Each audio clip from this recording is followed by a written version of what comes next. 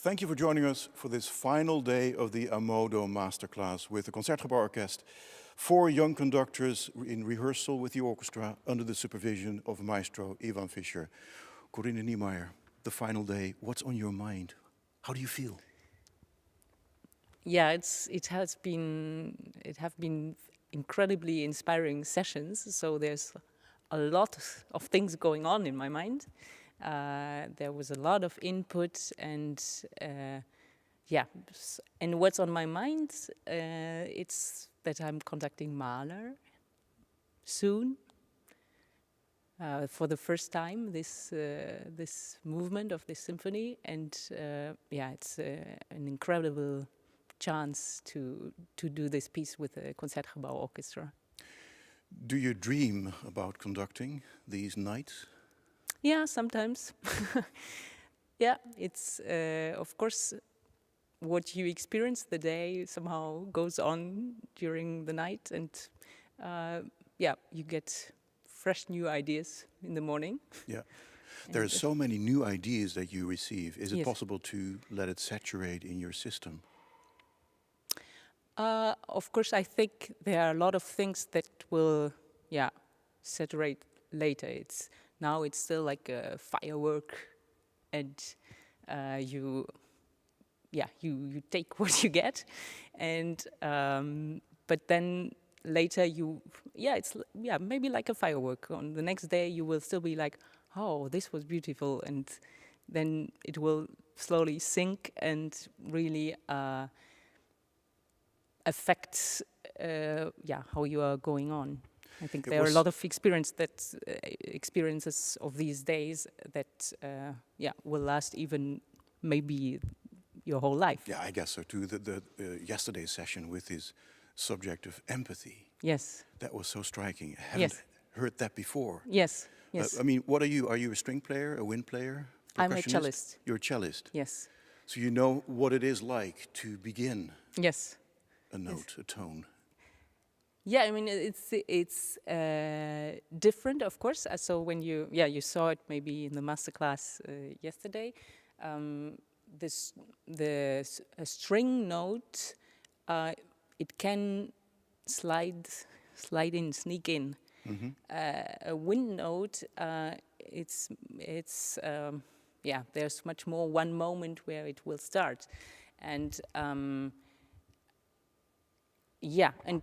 it's really nice if you have this feeling for each instrument, each musician, what they need, in fact, to play well and to play in the manner you want this music, or you imagine this music. Yeah, Iván Fischer took French horn lessons in order to understand this most vulnerable wind instrument of the orchestra. Yes. Wouldn't that be an idea for you guys to pick up a wind instrument or an instrument of the other section you're not accustomed to? Yes, of course. So I had some lessons of wind instruments also and percussion, but I think maybe it's good to have a little. How to say, a little sense of it, but probably it's more important to have one instrument where you can get musically far and where you can really feel how it is, and because never, even if I take now some lessons, I will never have. I'm maybe aware of the difficulties of each instrument, but I will never have this ease that the musicians have with their instrument. So it's more a kind of a little understanding, so that I get a bit in their direction. But at the end, it's nevertheless this is their part of the music, and my part is to bring this together. Yeah, and a crucial part of empathy is listening. A major part of aspect of conducting is the art of listening. Yes. So what you get back in return. And to know, maybe also to know where it could go. So there are my limits on the oboe are very clear, but my limits of imagination are that there are no limits, and there are. This is also why this is fantastic here.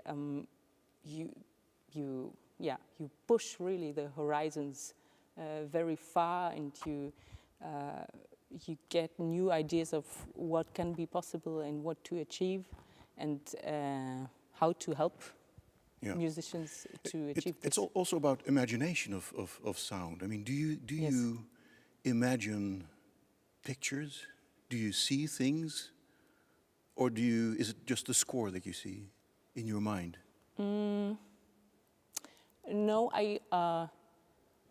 I would say I see the score maybe, but I feel sound very intensively. Mm-hmm. So maybe the texture of sound and the light of sound is very important for me.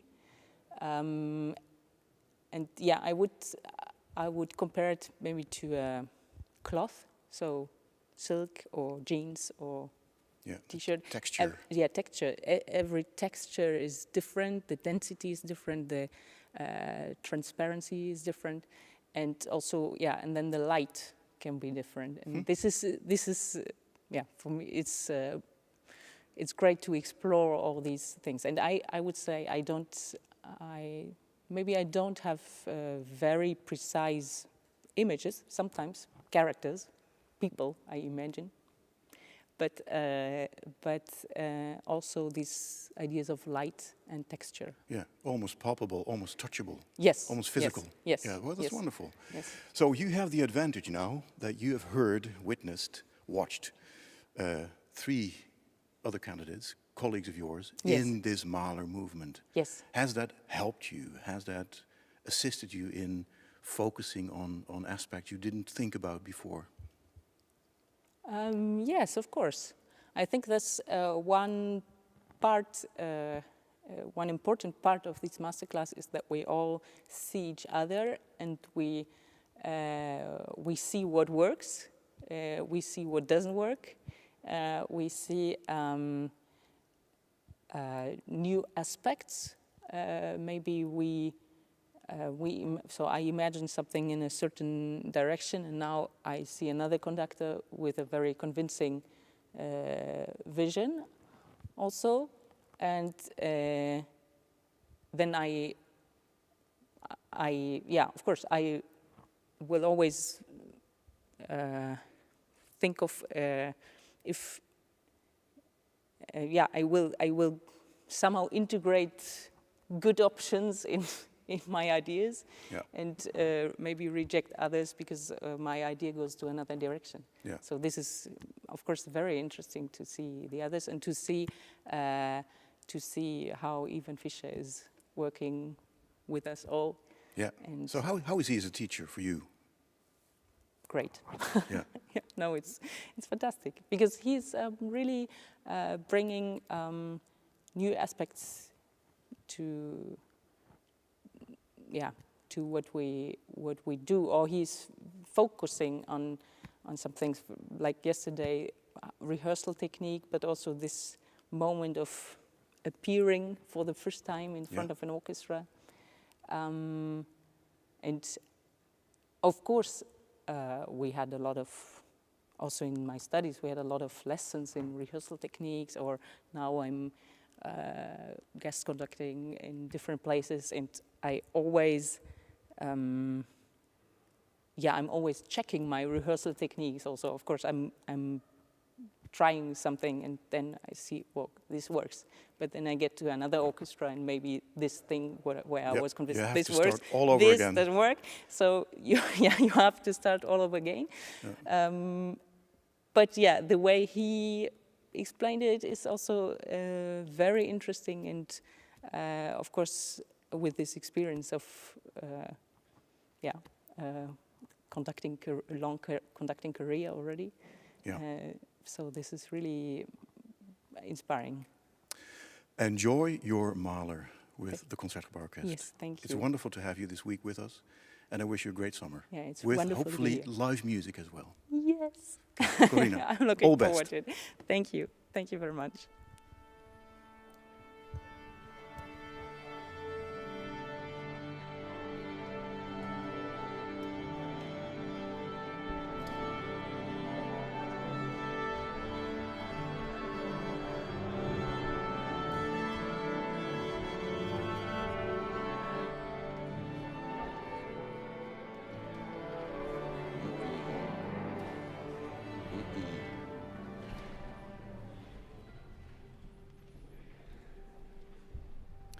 Hello, welcome at the Concertgebouw in Amsterdam for the final day of the Ammodo Masterclass with the Concertgebouworkest. 4 young conductors in rehearsal with the orchestra under the supervision of Maestro Iván Fischer. In about half an hour, we'll hear once again the finale of Brahms' 4th Symphony based on the Bach chorale Nach dir, Herr, verlanget mich. After that, the iconic opening of Beethoven's 5th Symphony, and the session ends with the tender second movement from Mozart's Final Symphony, number 41. And now, to begin with, the third movement from Gustav Mahler's 4th Symphony. Corinna Niemeyer conducts the Royal Concertgebouw Orchestra under the direction of Iván Fischer. Off we go. Enjoy. Okay, so good morning, everybody. Good morning. This is our last session, and I want to do something completely different than what we did before, because the other conductors are also here, isn't it? Yes, okay. So, because we spent some time on practical things, how to solve things, how to communicate with an orchestra, very basic things. But I want to go a step further and see how one finds as a conductor the interesting things, to make sure that you don't say unimportant things. What is important in the music? That you say things which are eye-opening for the orchestra, and not just simply G sharp has to be a little longer, because it's a little boring for musicians. Now, how to go to that step?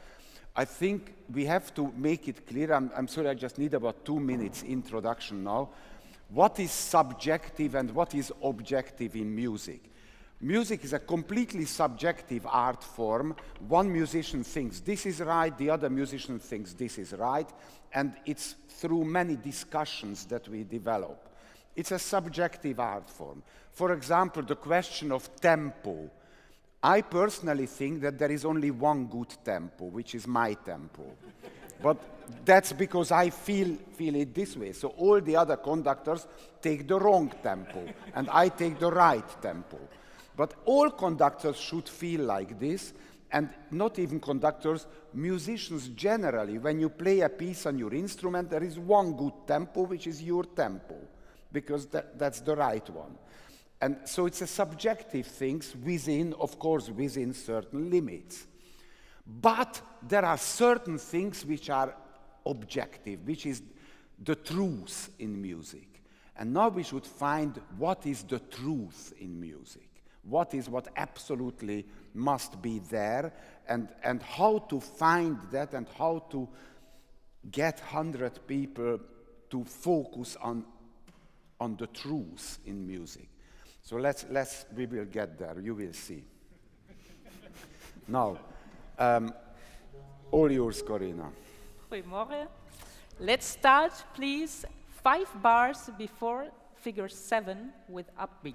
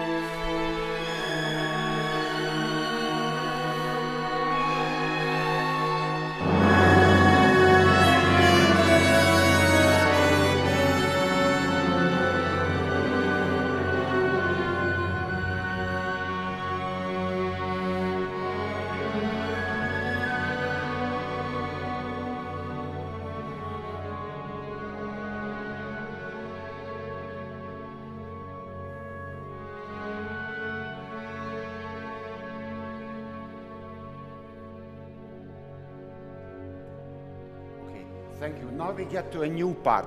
Corinna, I'll give you a few keywords, Yes. which is very important. This is a very passionate part of the movement. Yes. Passionate. Just keep this word strongly in your mind. And another thing, it's full of areas which go somewhere. Yes. Mahler uses the word drängend Yes. very often. Drängend, going, thriving somewhere. Passionate, drängend. Yeah. Go again, do it again. Once more, 5 There 4 is no question about it. This is the truth.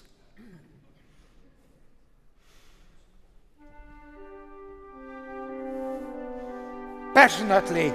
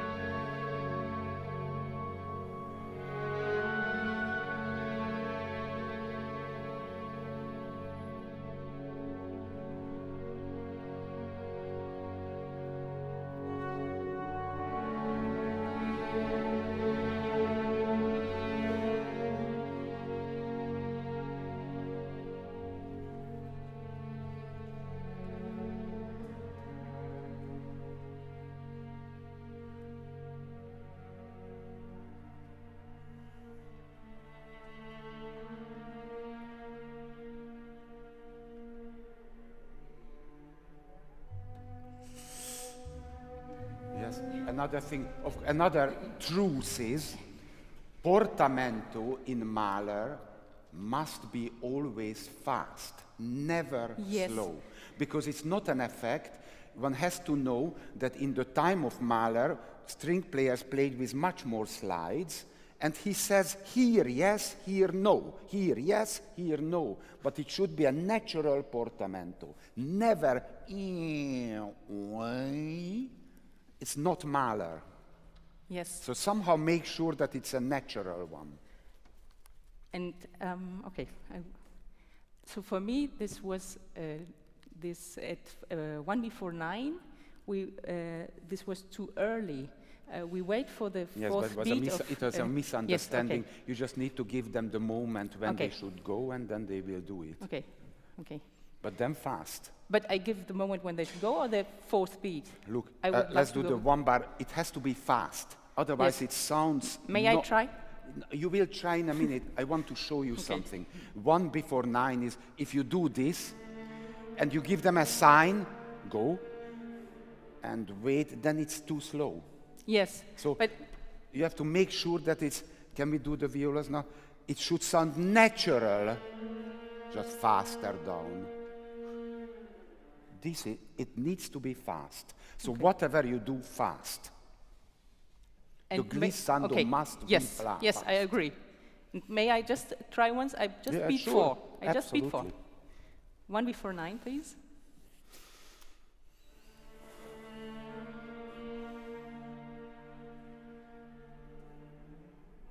Okay, it's not clear. Once more. Yeah, it's a technical thing. Go.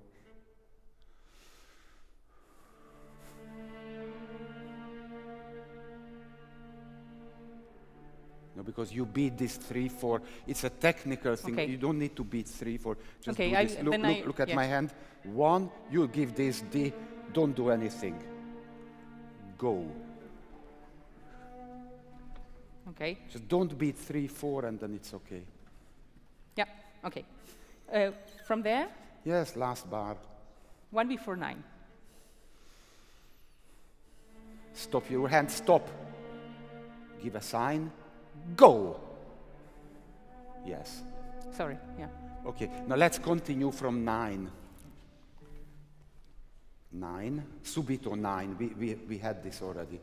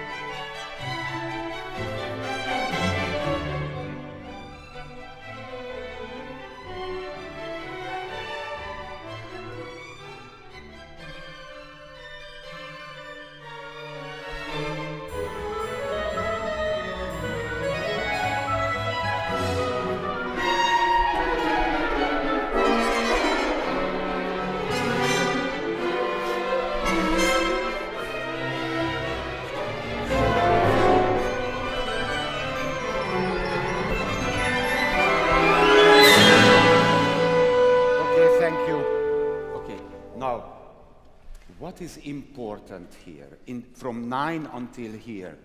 It's a sequence of dances, and there is one very important element, that there are sudden changes, Yes. surprise changes. So this is typical Mahler, because Mahler doesn't build the continuation of a scene. He works more like somebody in a dream. You dream about something, poof, other idea comes in, oh, tuk, new one.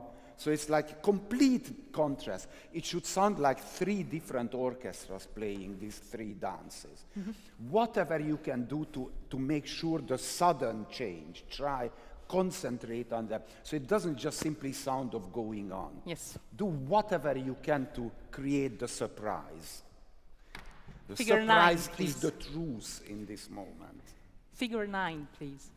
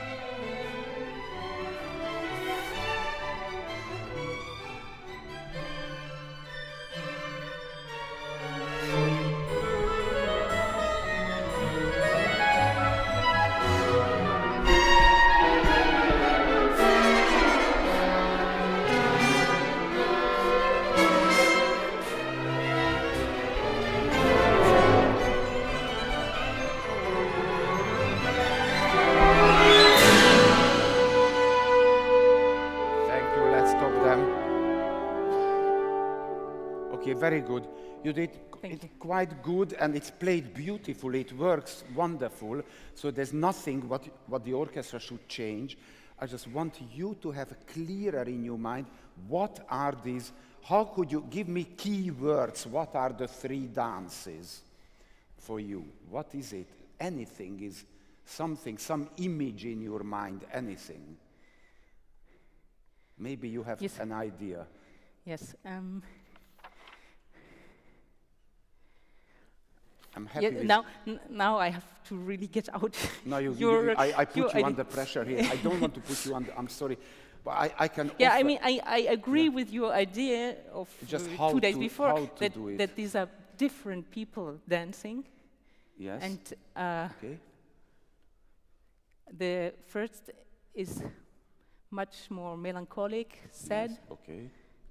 The second is getting new inspirations from everywhere, nature maybe. Yes. And the, You know why I am forcing is, if you think about it, think about certain words, images, And it the- will be easier for you to Yes. say interesting And things to the orchestra. the third is Yeah? Jahrmarkt, Kirmes. Good. Very good. Yes. That's great. And then this, like often, this gets a bit too crazy. Then. Crazy. Yes. What Jahrmarkt? What is it? Kermis. Kermes. Yeah, that's great. That's a great image. Very good. And what the second is? Yeah, but it's not so naive. Not so naive. It's a bit like me. Less naive, okay. Right? Quite happy, like.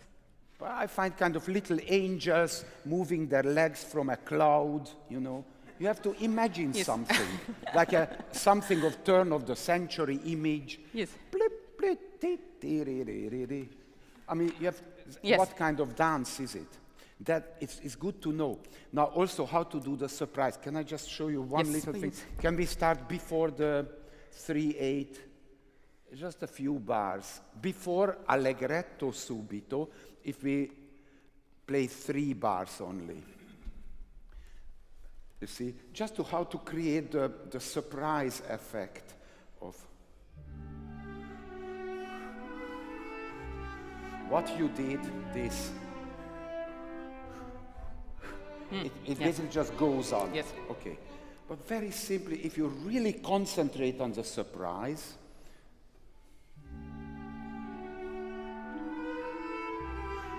still you don't know.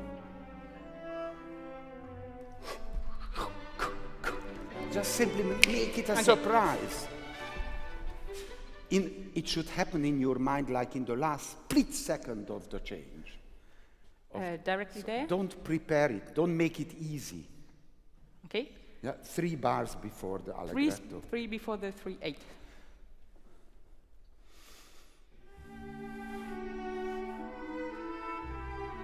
Stay here. Stay. Stay.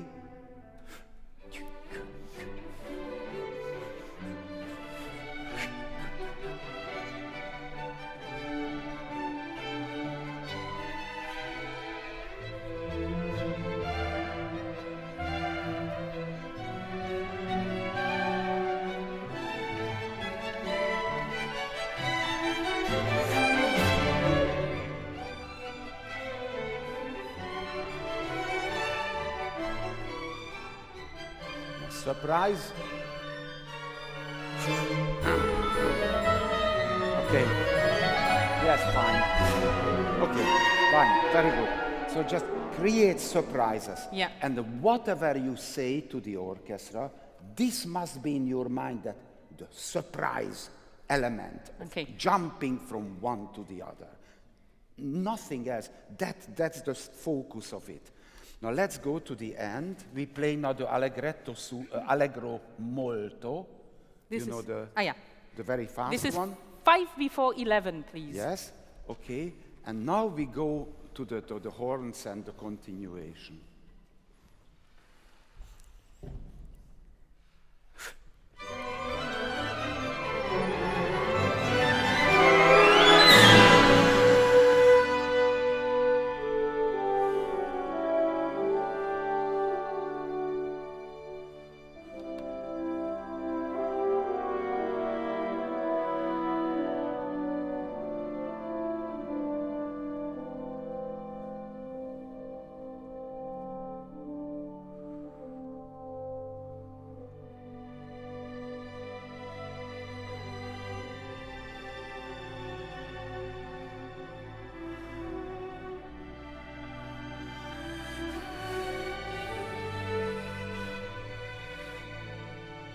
Okay, thank you. Thank you. See, read a lot about Mahler.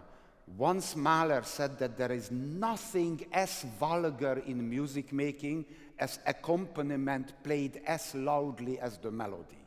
This is a line by Mahler. Just make sure that the melody is clear and the accompaniment is less. Where the viola start? One bar before, please. One bar before the viola. One before poco adagio.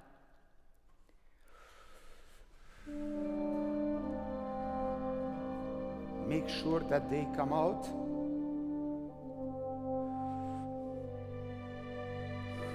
Be aware of the violin sound. Keep it down a little. Encourage the violas.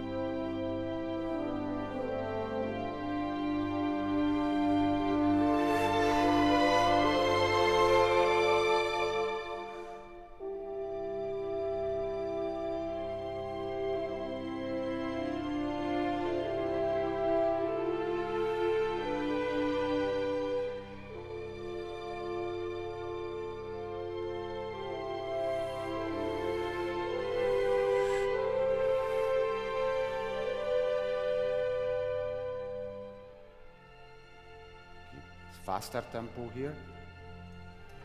Good.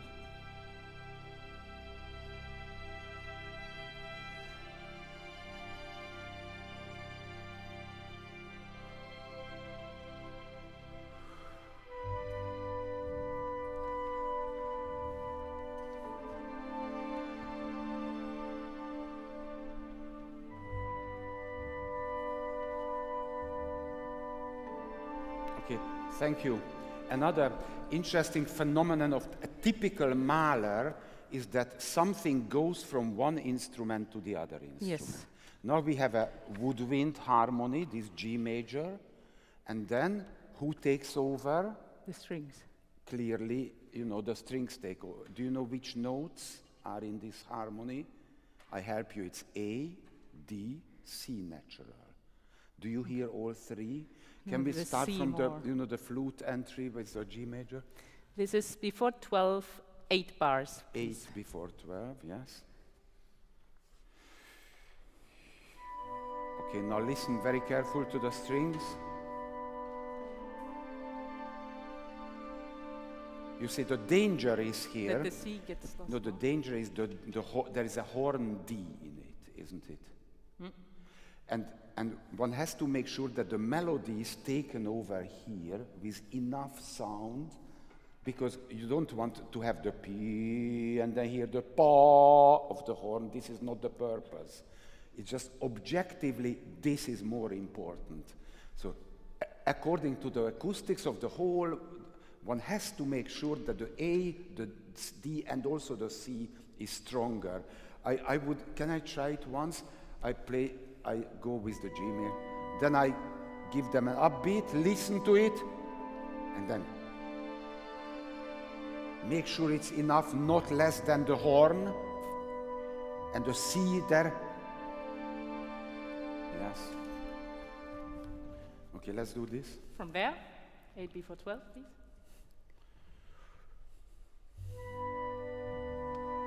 Strings, just listen.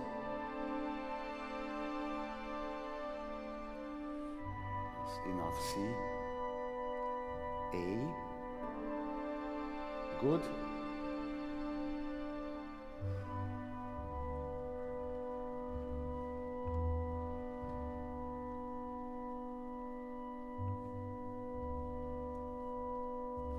Okay, now let's stop before we start here. Now, Corinna, when we get to the next E major, do you know what Mahler wrote above the score? That this is about No, there is a heaven. line there. Poco It's più mosso. not in the published, but in the manuscript there is a line. The heaven opens. Exactly. Der Himmel öffnet sich. Yeah. So make sure that the Himmel öffnet sich in the next moment. Directly from there? Yeah, just start wherever you want. Okay, this is 1 before 12, with the last notes.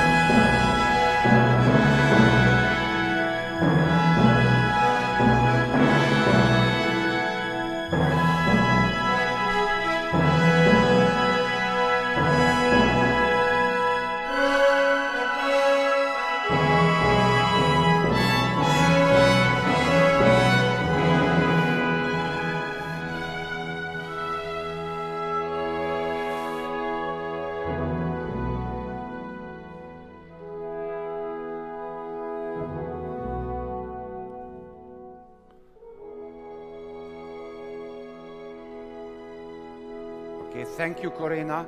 Thank you. Thank you. And what is written here in the score? Der Himmel ist geöffnet. Here, at this point. Yes. Okay. So this is what we want to have. He writes these lines there just help for us to know what to create. So this is an objective thing. We have to make it work. Yes. Can we start from the B natural? Da, we, B. Yes. And now tell them anything which helps this. 1 before 12, third beat.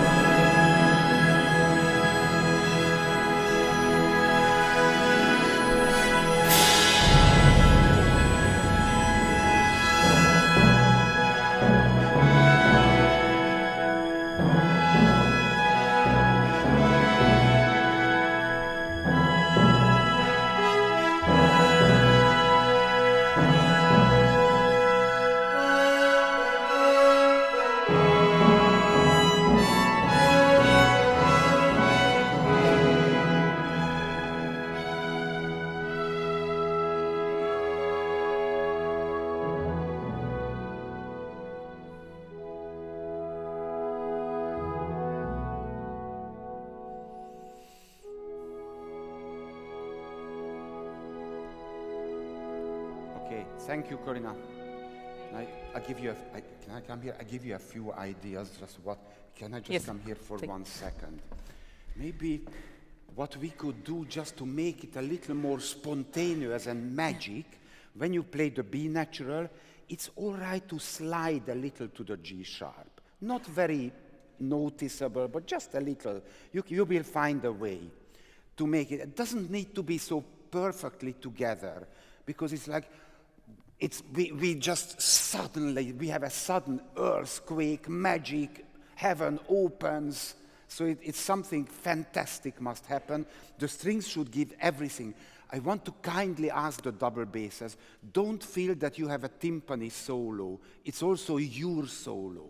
You know this, and the timpanis should feel that it's a combination with the basses. So then we have, it's like huge bells in the sky, which kind of play these notes. So everybody is as important as the timpani.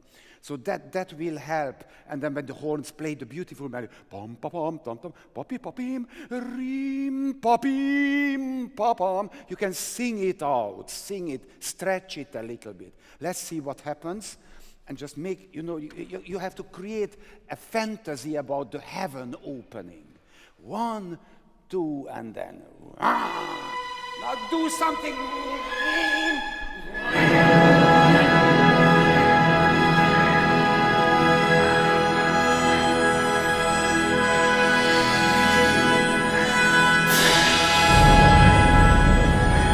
And the basses.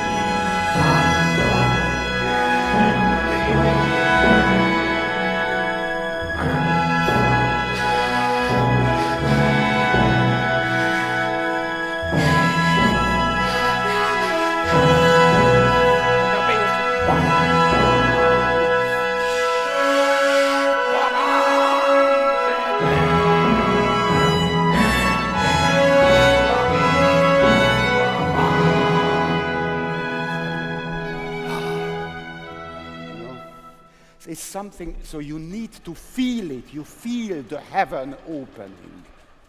Exactly, and then it will work for you. Now, it's tiring for them. A very beautiful harmony in the trumpets, thank you, because it's difficult to play in tune. This is very good. Can we just please go on now, so they don't need to do this again? Maybe here. 13? 13. Figure 13, please. There's this little word, please. It's always good to Yes, add. please.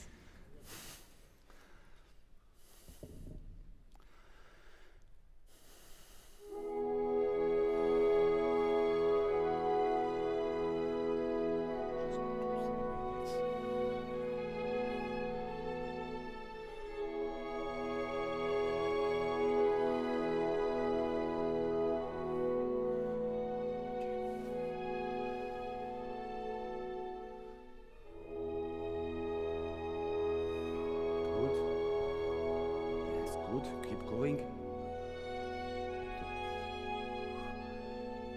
Go. Harp.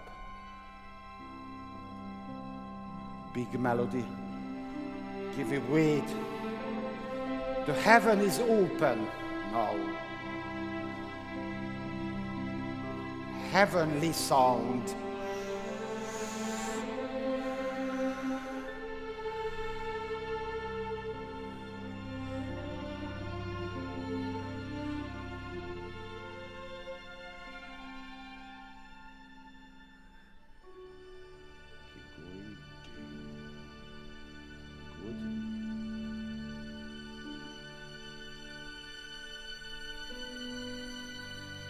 We will all see it in a few years.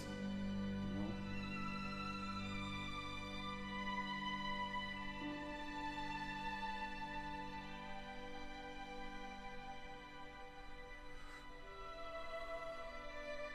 Good wings.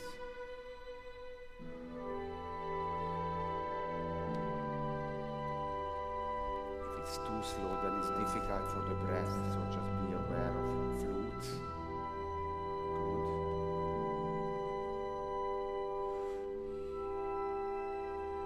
They have to hold this note for a long time. Go on. This one.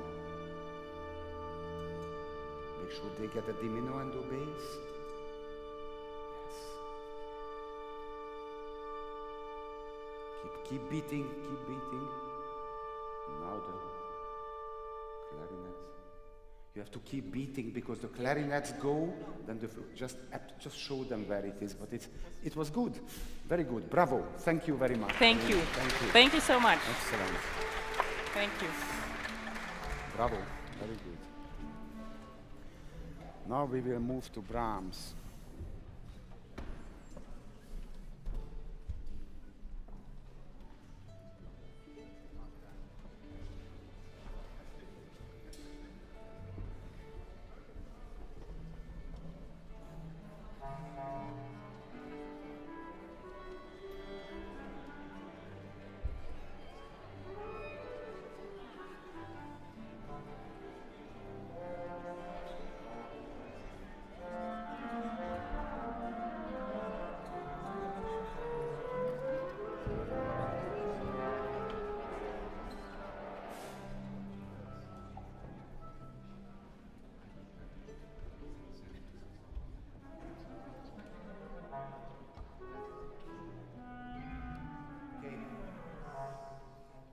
So it's much more difficult with Brahms because Mahler has images, a story. It's very helpful for somebody to know what is essential in the music. With the abstract music like the Symphony of Brahms, it's a little more difficult to find out what is important, what is the truth, and what is unnecessary little details. And now let's try, whatever you say has to be important. Yes. Okay. Good. Goedemorgen, dames en heren. I was very inspired yesterday by Ivan's impression of different kinds of conductors explaining the beginning character. For me, I really believe that this beginning and the whole Passacaglia is really sincere, really strict, really conservative, and I would like to try a very strict and dense version. Da capo, please.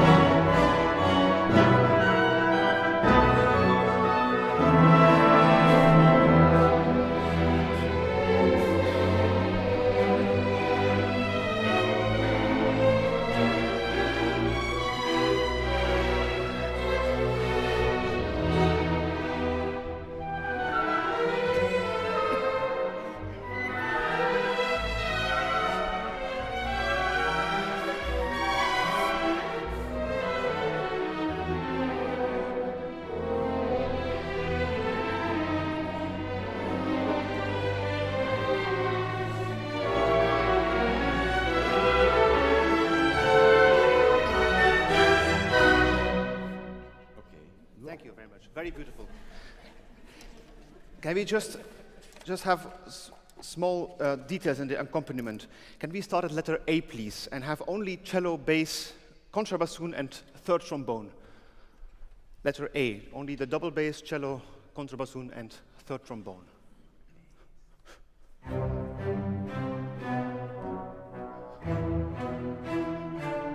Yes, thank you. I think the third trombone can give a little bit more, so we really have this connection. Actually, the double bassoon, contrabassoon has the whole melody, and we fit in with this thing. It just has to really continue through the voices. Yeah, once more.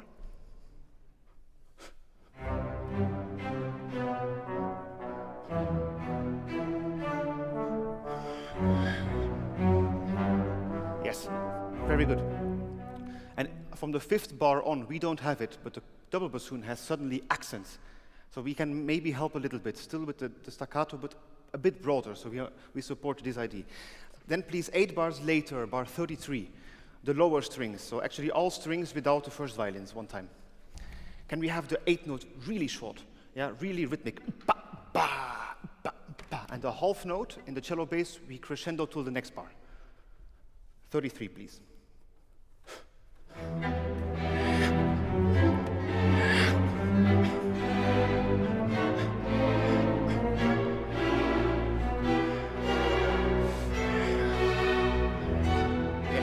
Very nice. And here from the 5th bar, we actually have a melody as well. Pom, pom, pim, pom, pim, pim, which later on comes as another element. Then letter B, please, only the winds. The winds at letter B. I would like to have a little bit more of the triplets. Yeah, the triplets are very free, and the 8 notes a little bit softer. And enjoy that it's not together. It has to be like a free cimbalom player.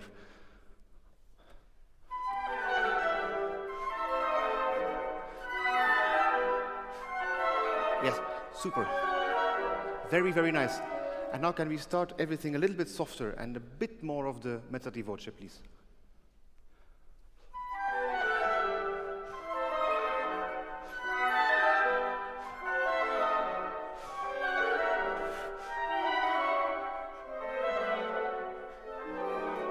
Thank you. Very, very nice. And then when we go on, we have this dialogue between the horns and the clarinets and the flute. This is bar 49 and 50. The second bar always can be a bit louder, clarinets and flutes. We don't hear you.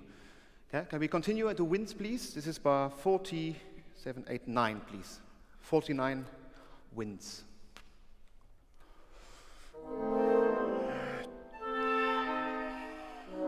Even more. Yes, very nice. For me, the accent or the diminuendo is not an accent or a diminuendo. It's like a seufzer, yeah, like Schubert would write. So don't lose the tension when going softer. Really, really kernig. Can we start once more from the beginning now with these elements?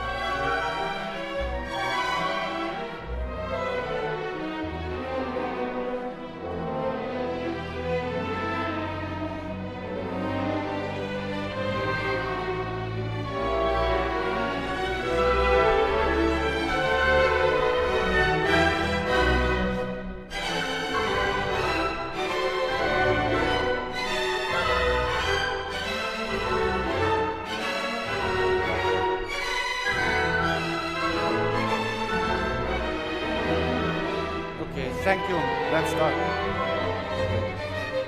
Thank you very much. Let's just think a little bit what happened in the last few minutes.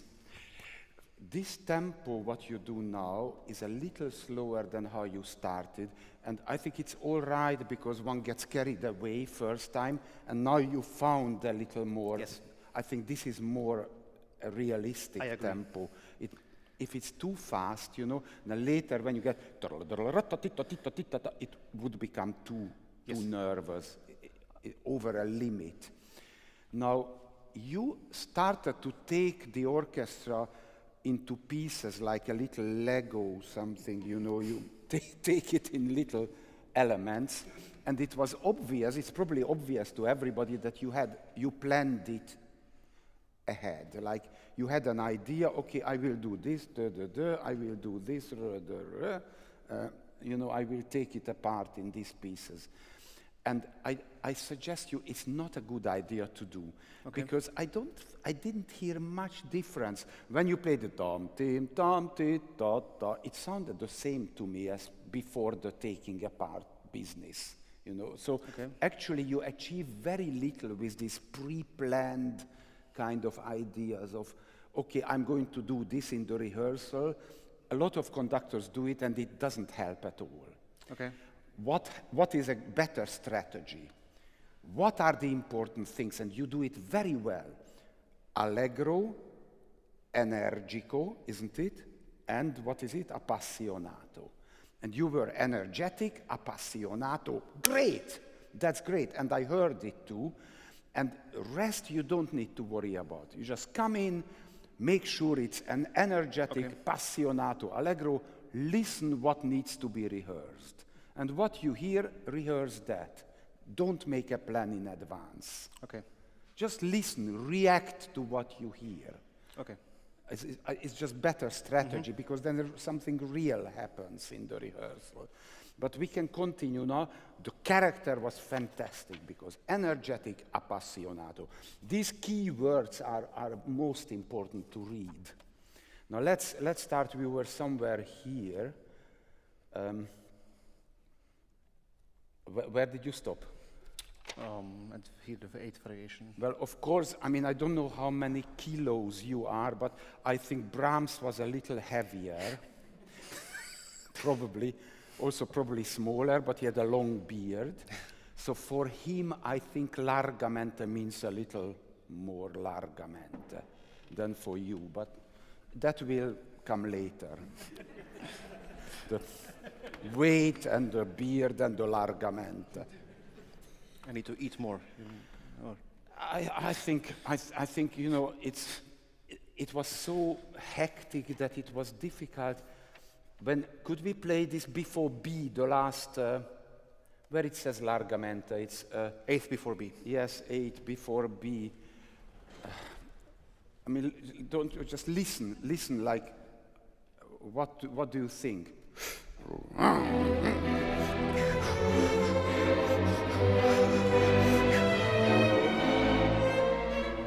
If there is this amount of time to play with, or now imagine the beard, the belly, and then go a little bit like.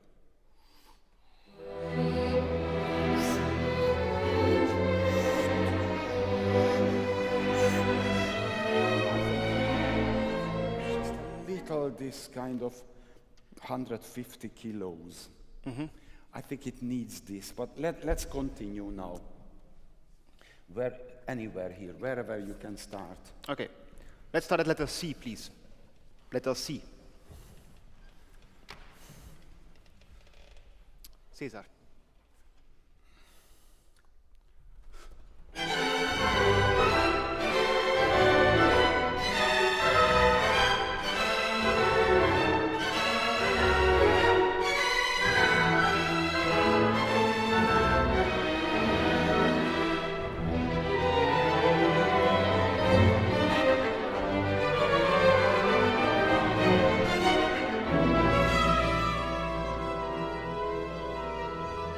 Rush.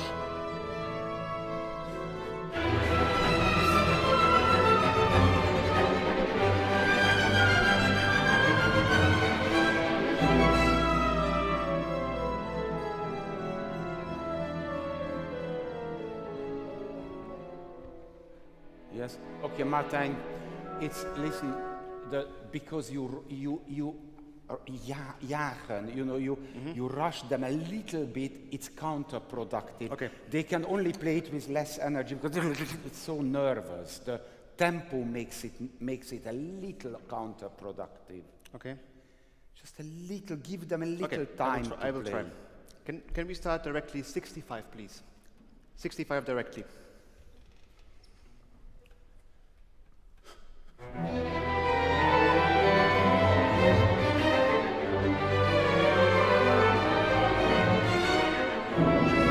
Not better, no. Sorry, it's just not better. I don't think you hear enough the violins. Can you try only the violins and you will immediately hear where the limit is. Yeah. This Same place, please. Listen to them well.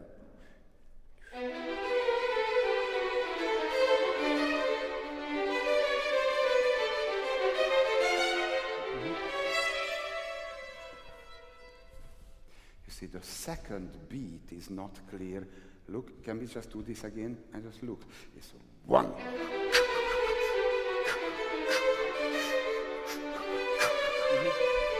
Just ta-ta-ta, ya-ta-ta-ta. Yeah. Just be aware. We can do it with the whole orchestra. Just keep the ears on the violins. Tutti, please. 65.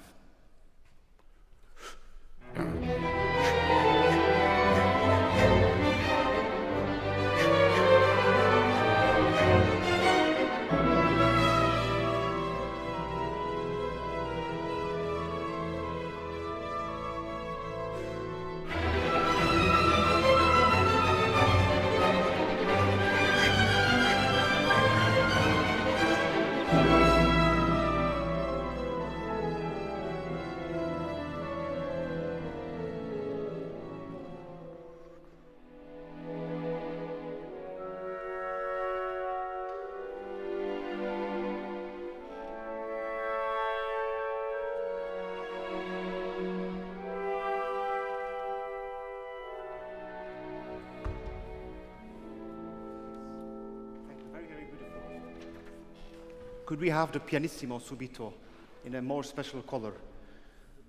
The last one, yes. After D, we have the pianissimo can be really, really different. And for me, the viola has the melody at Daniel, so we can maybe have a bit more balance for the colleagues here. Yes, a bit less, so we hear the violas better. For me, the parts before now were a bit too heavy. It's okay, but let's continue. Okay. We can discuss this, but it's okay, we played it so many times. Let's go through what you just asked them to do. This is D, isn't it? Yeah. Daniel, please, D.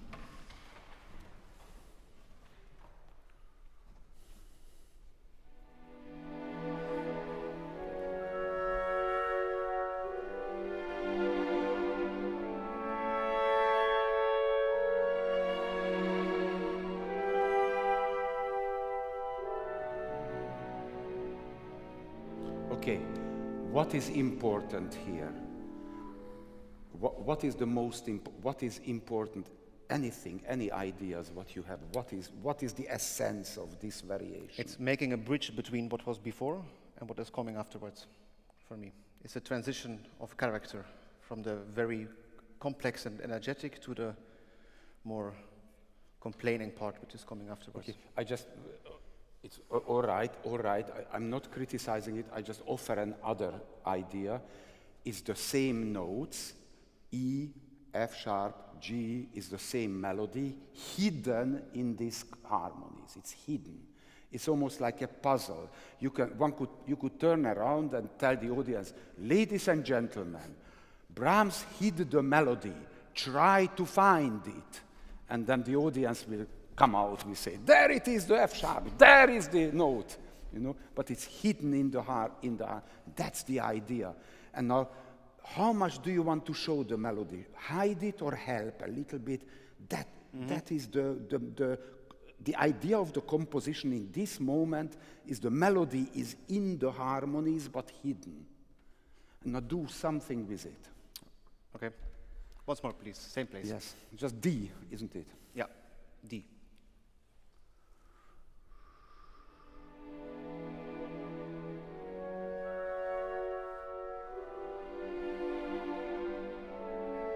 F.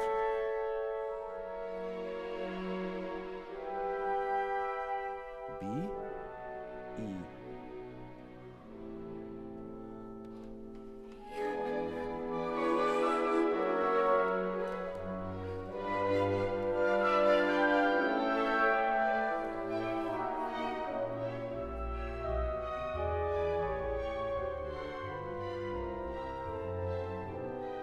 Okay, right.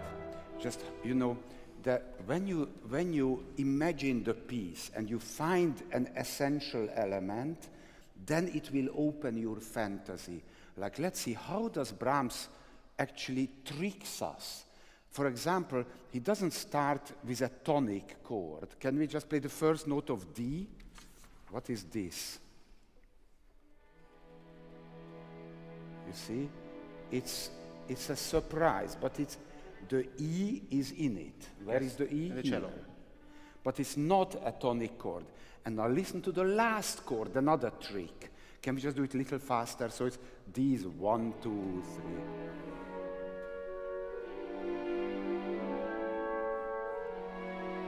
3. Now listen to the harmonies. Surprise.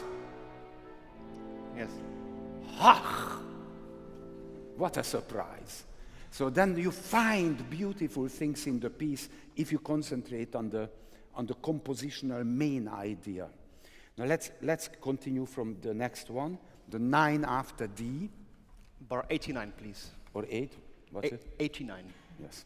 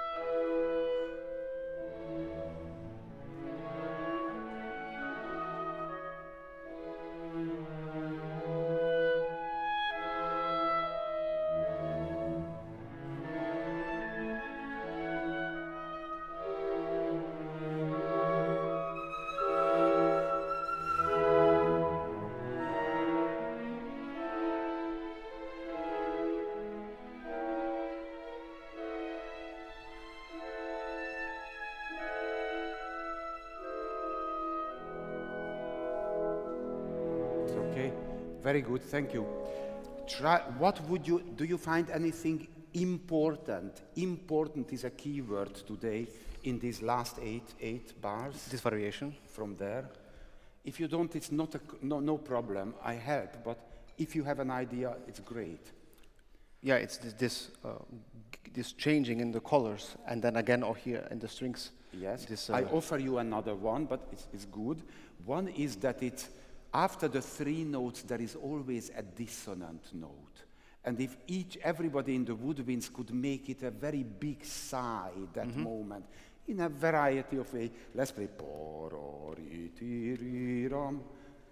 you know where I don't? 105. Thank you, 105, so it goes 1. Three notes, appoggiatura.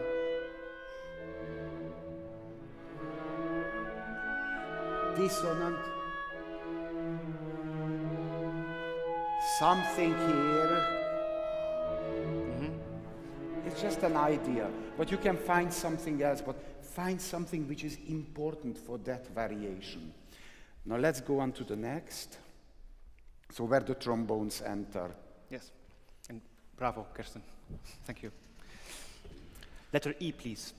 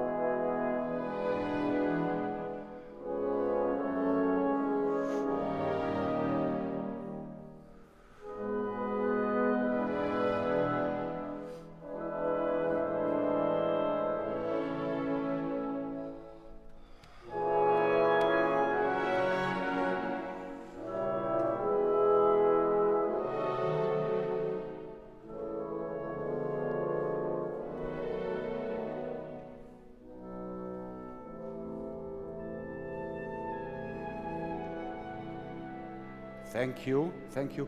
Martijn, I give you one idea to think about and then conduct it again.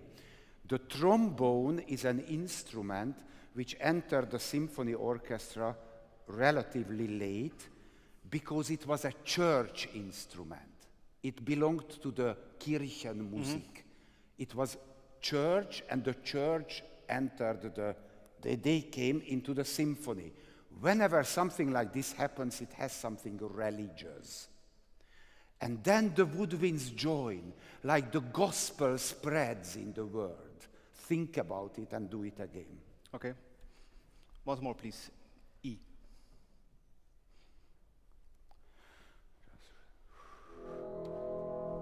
Church musicians.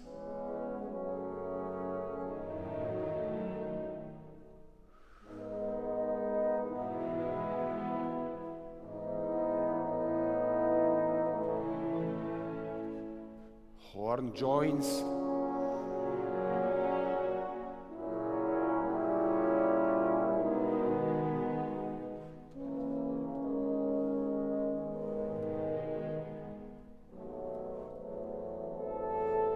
And just let them go a little bit. Also, let them grow, it's all right.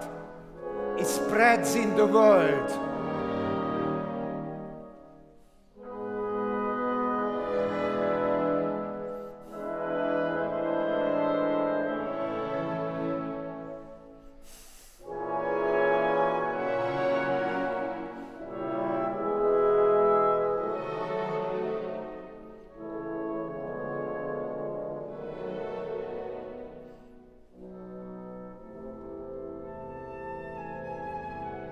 Good.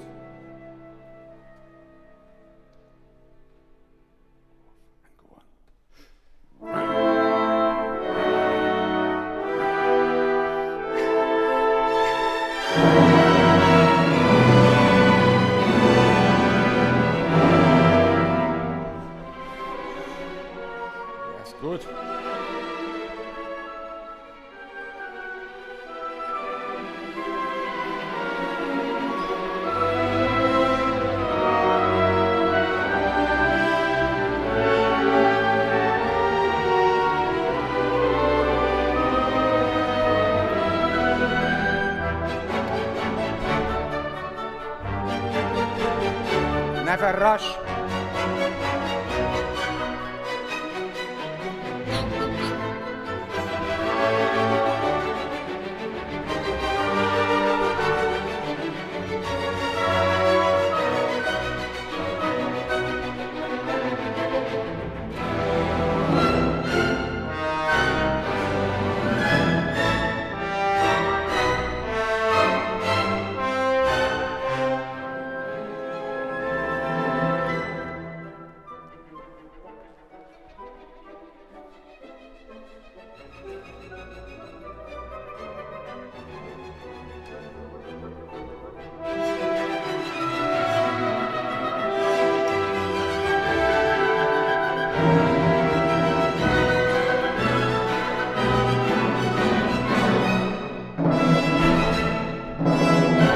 Bigger and bigger!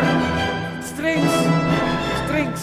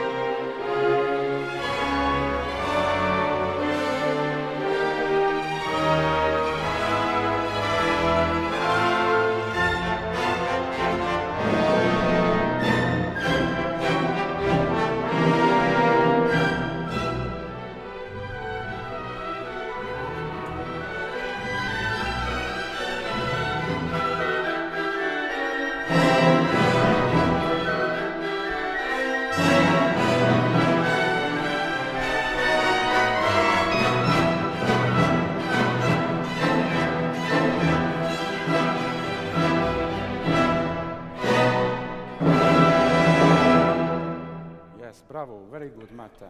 Excellent. Thank you very much. Thank you. Thank you very much. Finished. Okay, we will move on to the Beethoven. Can I have your score for a second? Yes. It's just to all conductors now because we don't have time. We'll play a few more bars of the Brahms, just more for everybody, for all the young conductors. I want to show a few very small things. Just what you should be aware of musical language of Brahms.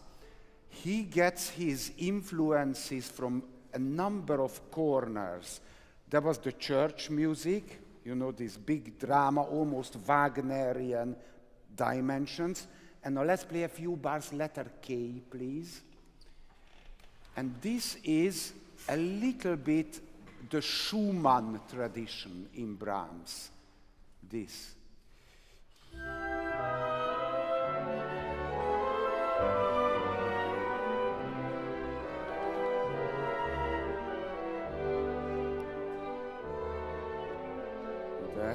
That's it.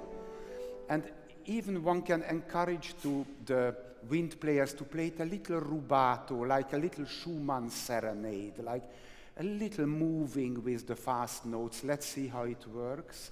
Only at K.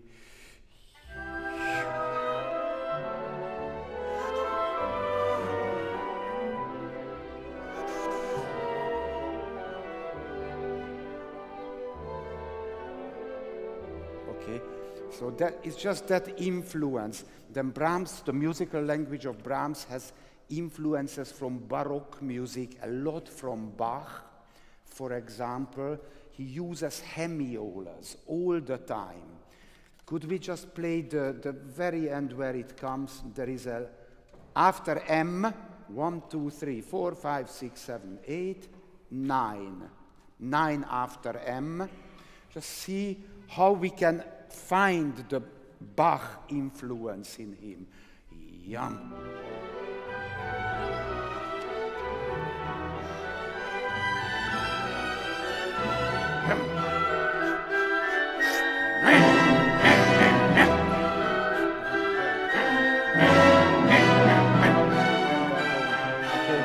It's just, you know, for all of you, be aware what he got from Schumann, what he got from Bach, what he got from the church music, and that opens the vision of Brahms. Okay, Thank you very much. Beethoven comes now.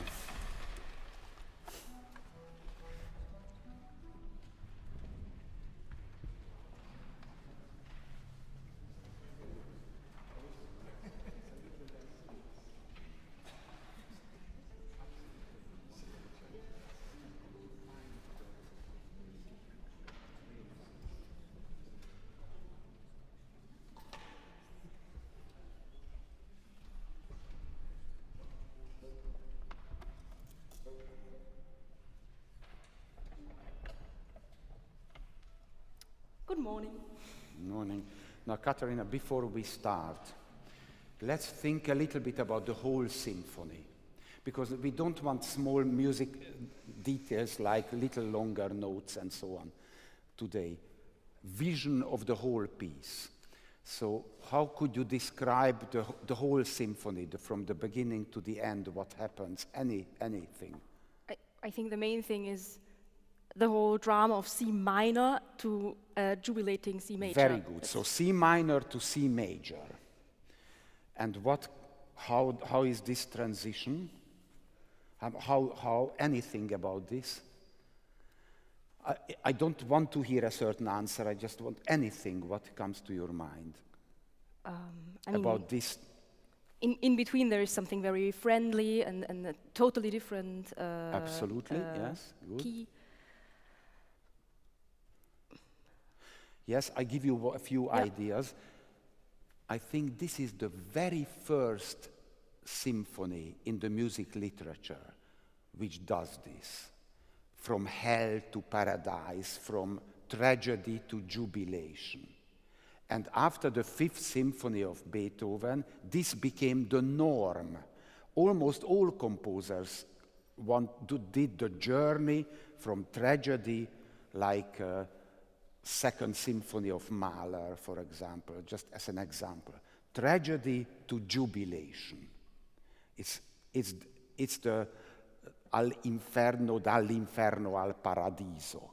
This became the norm. And it's invented here at this first movement, now we only have, unfortunately, the first movement, but it's the tragic part of the journey from tragedy to jubilation. Okay? Just keep that very strongly in mind. Yes.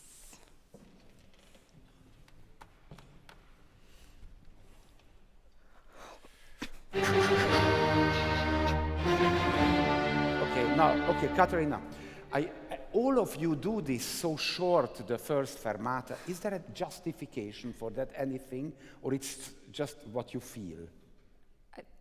Yes and no. I mean, there are reasons for long and short fermatas. I mean, it became such a world famous, even, everybody's children know this. I mean, this is like the four notes the whole world knows, and it has a reason, because it's so ingenious. It's ta-ta-ta-ta! And just to go so fast on, it's a pity, I think. It's important. To start a symphony like this is unheard of. It's a complete revolutionary idea.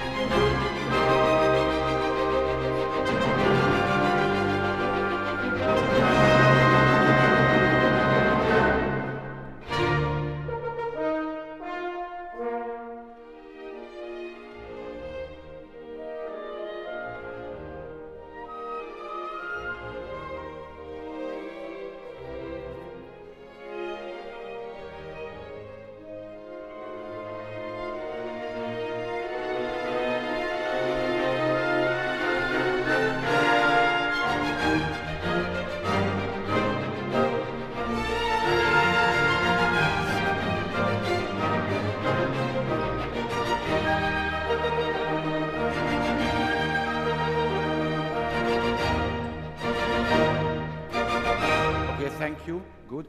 I throw in a few ideas and let's see if it affects you a little.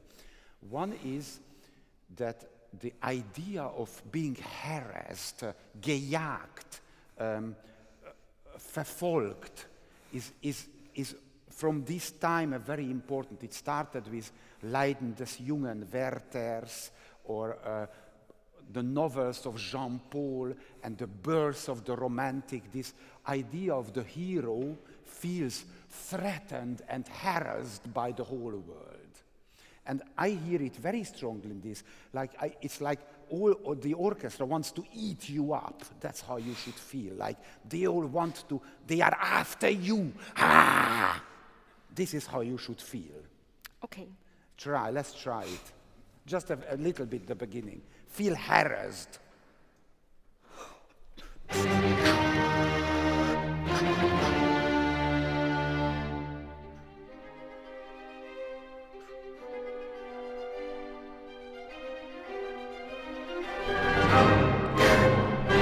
Okay, now I will just offer something completely crazy to you, but I don't think it's a very normal music.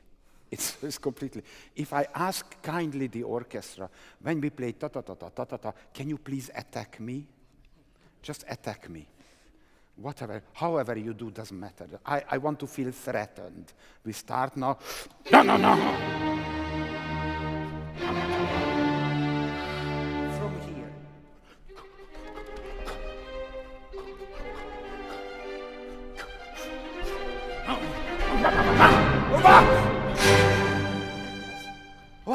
The spirits are around you. That's the feeling of it. Okay, feel it a little bit.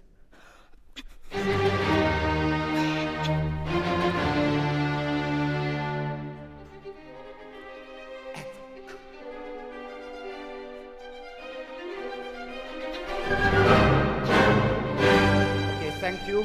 Very good. Very good. I just don't want to we played it so many times. Just this is one idea, the birth of the romantics. If that. Now another idea, why is this music so revolutionary compared to earlier classical music? I don't want to make it difficult for you. I have an answer for this. Because it's motivic. It's not a theme. This is a symphony which doesn't have a theme. It doesn't have, where is the tune? There's nothing. There is a repetitive motif, a motivic music, which is a completely new way of making music. It's a little bit the kind of John Adams of the 19th century. You know, it's a repetitive music. And make it clear that it comes from here, tuck, tuck, here, tuck, tuck, tuck, tuck, there it comes, but there is no tune. Make it sound modern. Okay, let's try.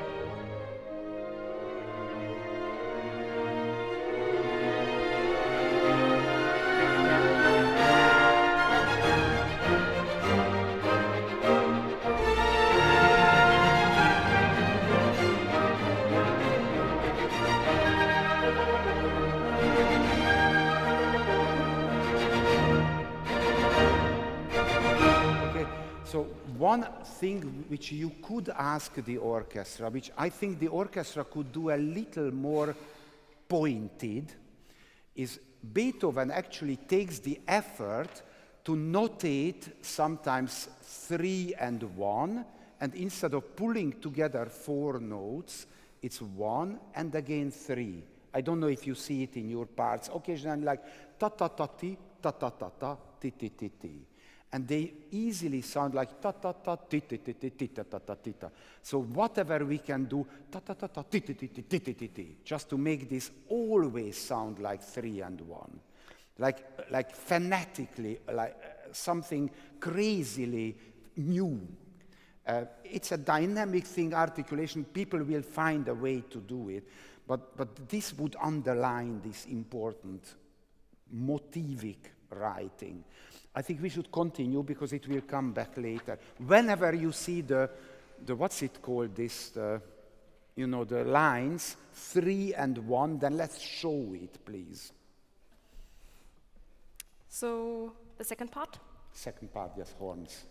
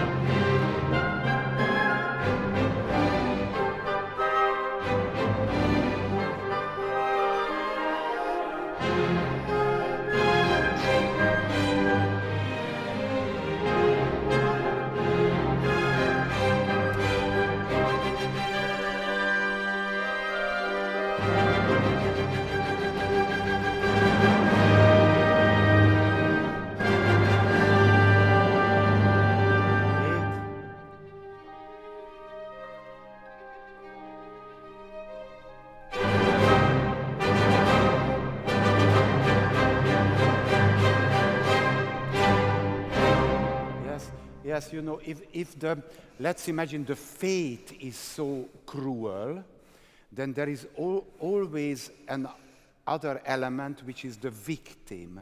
So if the fate is terrible, then the human is weak. So it's obvious that Beethoven chose for the harsh music a contrast which is the very vulnerable human being. And this last, the pianissimo, the tiro, tiro, tiro, this should be the gentle vulnerability of what the ta-da-da-da actually crushes at the end. Now, because you start so fast, there is no Slower. time to switch to it, I think. So, for example, when we have the last fermata, I suggest just to wait a little and then Okay. just it's easier to start for everybody to prepare the sound, the pianissimo, make sure that it happens. Could we only play a few bars, please, from somewhere here, wherever you want to, around here? Maybe 471 with upbeat, so 470 from the winds. Yeah.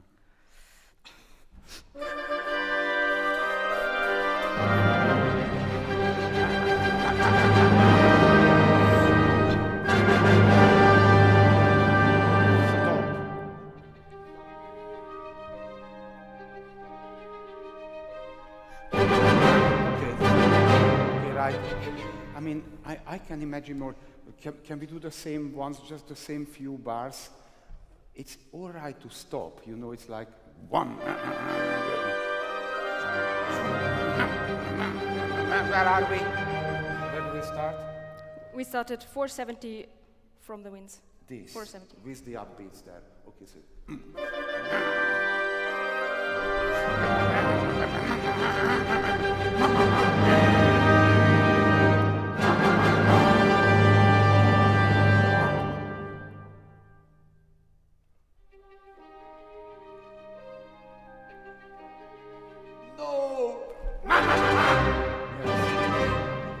Just feel the contrast of there is death sentence, and the last little voice which says something, bang, guillotine down.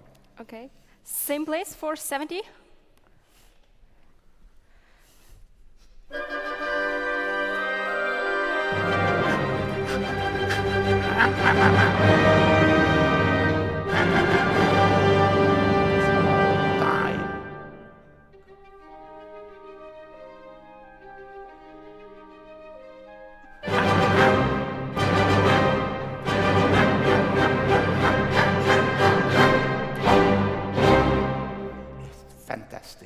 You have very good musical instincts. I like it very much. Also, you hear the orchestra well. It's very good. Excellent. Thank you. Anything you would like to do? Let's see, just a few minutes. Something which helps you or anything. I mean, it sounds great. Thank you. Yes. Okay, but you're wonderful. Thank you very much. Excellent. Very, Thank very you. good. Great future. Thank you. Bravo. It's good. Now we get the cleaning and the Mozart.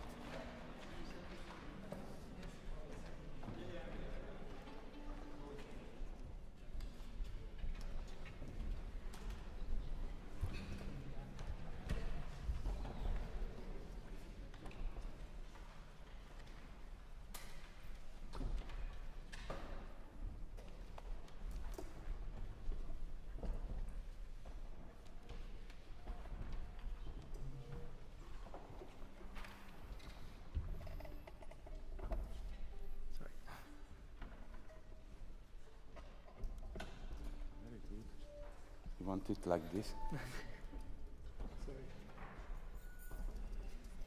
Can I just say something about this? Yes. If it's angled like this, you have to look down. Now try to look at this note. No, it's okay. Just look at this note. Look at this. Which musician do you see? None. Exactly. Now if you do it a little It's fine. like, No, it's I might okay. not need it. Just a little idea. If you do it a bit like this, a little higher. How do we do it? Okay. Now look at the same note, go back a little. Do you see musicians? Yes. More. So it's better, yes. No, good. No, it was too high now, Sorry. sorry. It's good.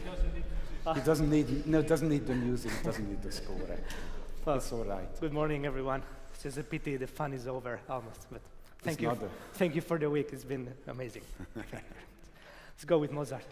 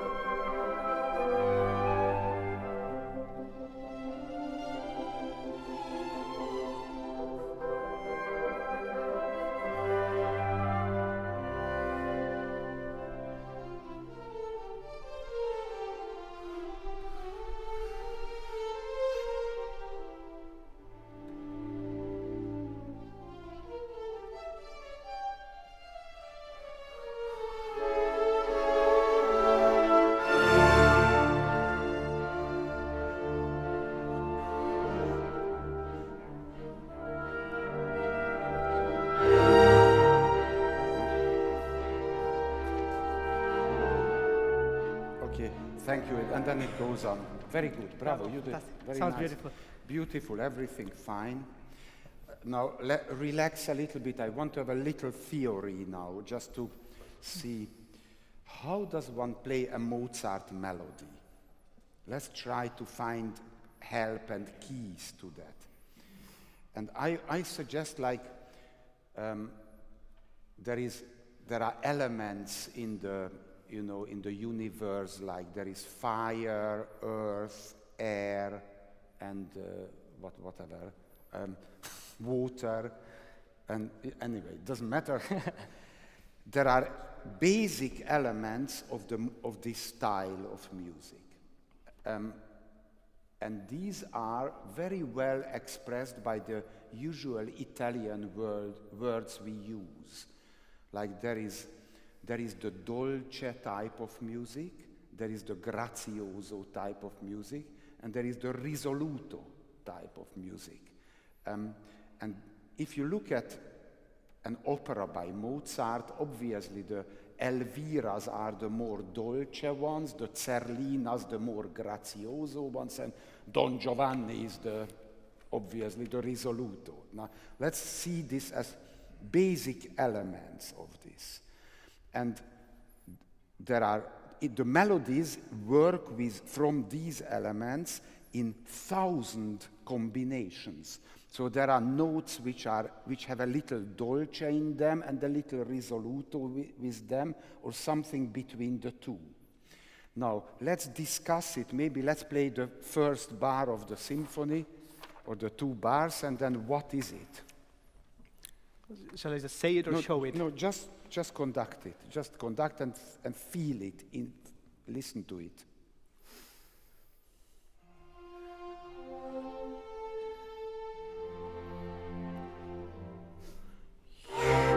Until here. Now, how do you feel? Oh, I mean, what's the violin melody? Only use these words. I find it something dolce. Dolce, very good. And the single note of the melody? A little risoluto. Completely or not completely? No, it shouldn't kill everything, but it has to be. There's a piano. It and has forte. to be resolute. Yes, a big difference. Yes, but with a little dolce in it or not? Yes, a little bit dolce. I mean, let me try it with 100% risoluto. So this is Donna Elvira, this.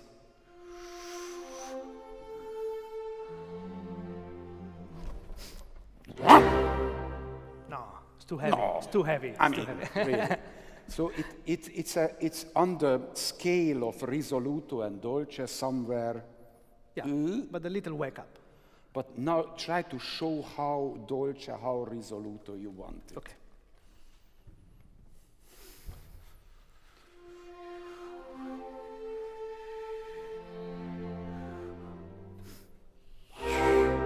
Yes, fine, very good. Now we go to another melody. Let's take this one. No, it's later. I'm sorry.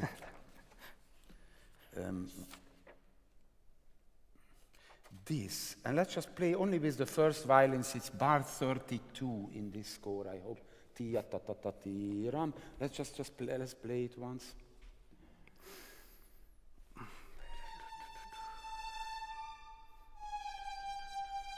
That's it. What is the grazioso element in this, and what is the dolce element? The grazioso are the little dots. Yes. And the dolce, the appoggiato time. Now what? Yes, you can make it now very clear. So you make tia pa pa pa, very grazioso, tia ta ta ta tiam, and the dolce ending, or you can blur it a little. Tia ba ba ba ba im. What would you prefer? I will blur it actually a little I bit. wouldn't, but okay, do it. So it's all right. This can be a subjective thing. So let's blur it a little bit. It's fine. Do it. Which means the short notes not completely grazioso, but a little dolce.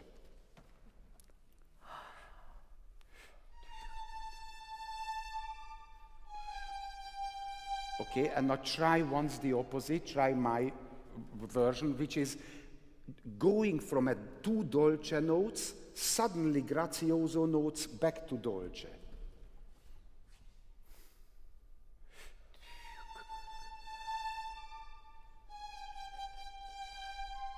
Yes, and then if you make sure that the grazioso notes need enough time, so so a ballet dancer can jump on each note.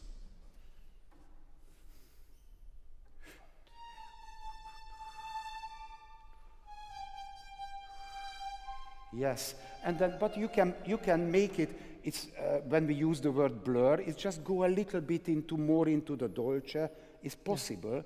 But what works in the Mozart melody is to work with these key words, dolce, grazioso, risoluto. And now I want to add a fourth word, misterioso. Let's find what is the misterioso start here.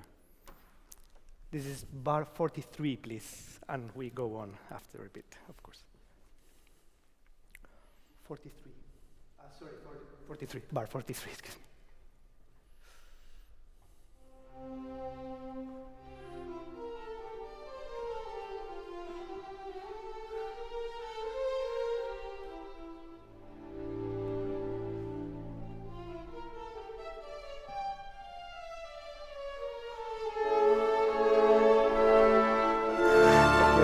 Thank you, very good, bravo. So obviously there is one misterioso moment in it, and it's good to find that. Now, this whole piece, these 4 bars, they come out of the context. One could almost say that, what is it? It's like a cadenza, it's an improvised cadenza for a group of violinists, but let's try what happens if we encourage them to play it a little more like a cadenza, meaning that you are not so brave and very measured, but a little freer in dynamics. It can come up and down. Let's treat it as a cadenza within the symphony. And let's play this. Same thing, 43.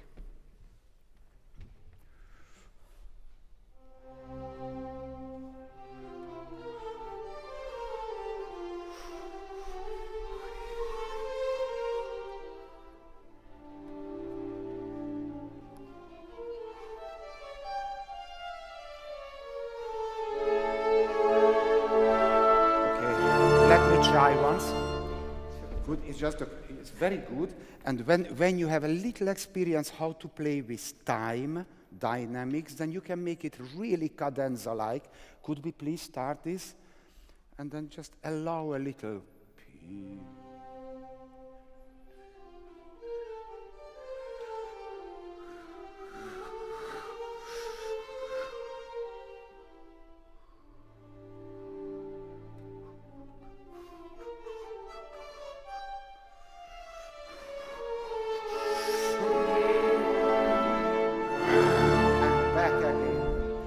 So sometimes when you see something standing so alone, it's a little bit like a little improvisation, symphony continues. And then it's good to kind of show that. Now I offer something, another one. I'm interested in your opinion. Next start, when we start the forte. 47. Let's imagine that we get a Baroque music specialist conductor here, who says that, who will ask the violas and the second violinists to play, when you play all the up bows, don't play as written, but go with the second triplet note. So not as written, but with the second triplet note. I don't want to surprise now people, so it's just unusual. So we start from the forte, please. This is, what is it? 47. This forte is 47. Here now.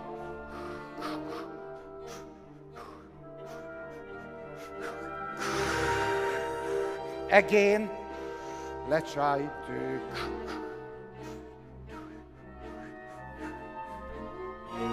Okay. Which one do you like? I show you both. What is written or this one? Yes. The written one, of course. Okay. Let's see. Let's do the written version. 3 and listen to.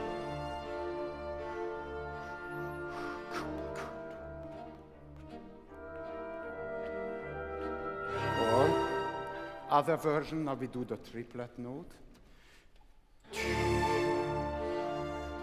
With them.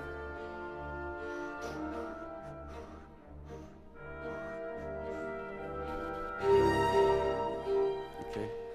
Just tell me really what you think. I think in my mentality of a percussionist, I'm loving that polyrhythm that it's You written. prefer the contrast. I do like it very much. Now, I just want to be practical. If you do the S-written version, so you go for the non-together, because they play triplets, they play dual, you know, then it has to be incredibly clear so that people even over 65 hear it, you know, in the hall. Everybody has to hear it. So let's make it very clear. So we do it as written, but very pointed also from the first violins. Let's start the forte. Actually, I think that it would even help if we anticipate our first note in the triplet a little bit. So the spread it out. Sorry. So let's do directly bar 47. 1.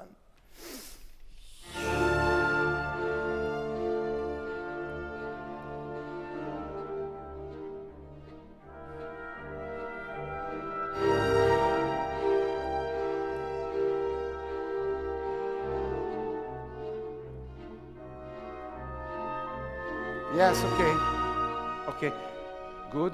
Second time was Fine, very good. One can hear it, it's very good. Try once the other one. okay. The triplet version. Let's do now the triplet version for everyone. 47.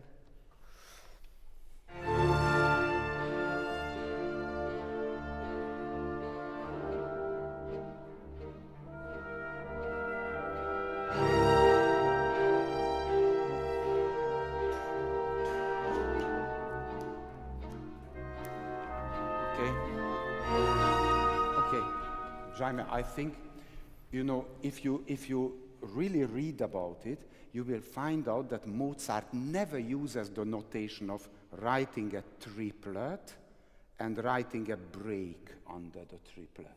I don't think it exists. So there is a good justification for the triplet version, and from listening from there, it sounds wonderful, because it's like a swing, you know, it has something jazzy. That can we do it once more and just make it a little swing-like? It's so great, this kind of... It's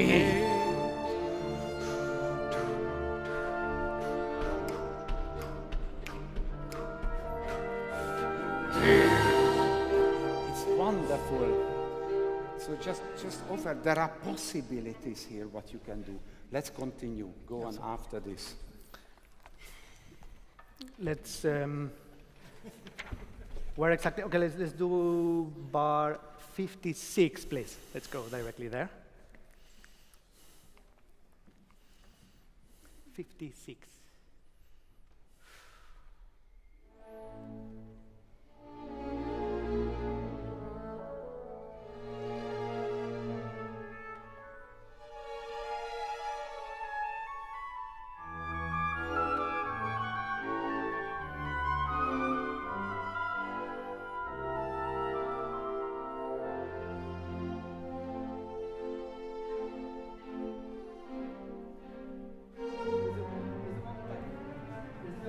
From letter C, and actually have a little bit more rhythm now with the middle section doing the zoom, zoom, zoom. We don't have it. We didn't have it in the opening. A little bit more walking. From letter C is bar number 60. One time, and let us drive the thing.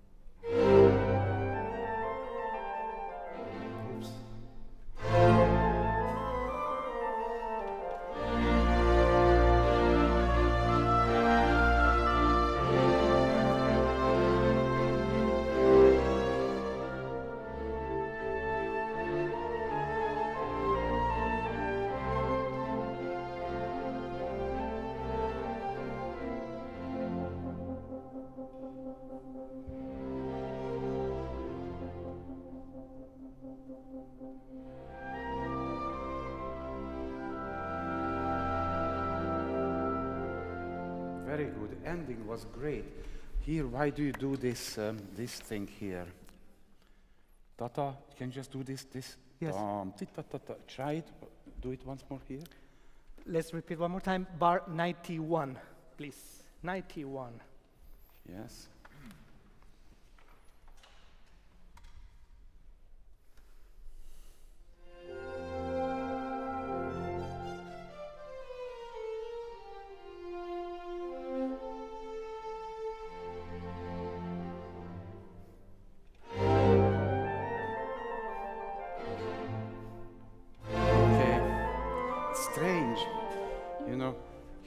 Here a conductor can only disturb, because it's 93, isn't it? If we play only 93 and the strings without strings, the 93 is 1.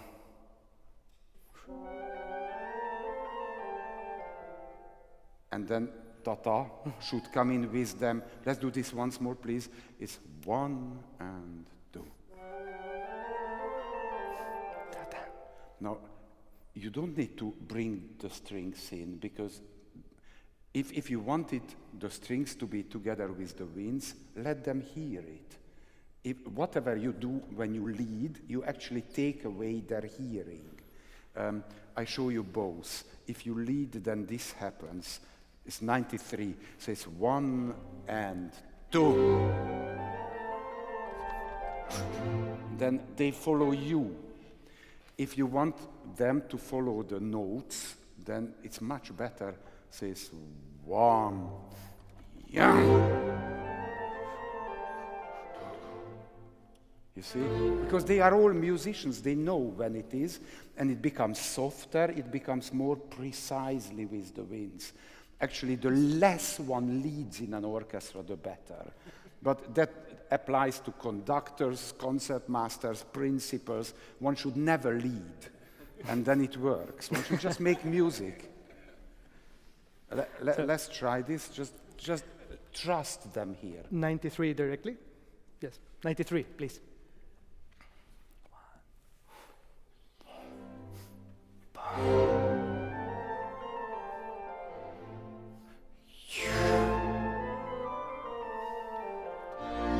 Okay, good. Right. But this is a practical thing. Now let's go to more important. Here, something occurred to me, this flute cadence. So if we start from 87, now Mozart never would write the 2 bars exactly the same. So there is a change. And let's underline the change. So it's 87, go. 87, please. Just a few bars here. 1.